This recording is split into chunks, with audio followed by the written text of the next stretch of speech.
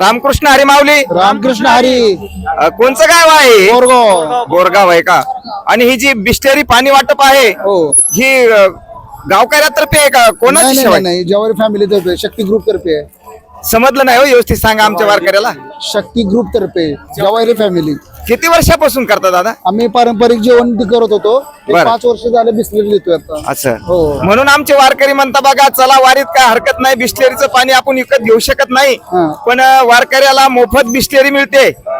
दादा किती वर्षाची तुमची परंपरा इथं वारी येते तुम्हाला आठवते का? नाही आमचे आजोबा वडील सांगत होते कमीत कमी 50-100 वर्ष झाली येते हा आमच्याकडं. बरोबर.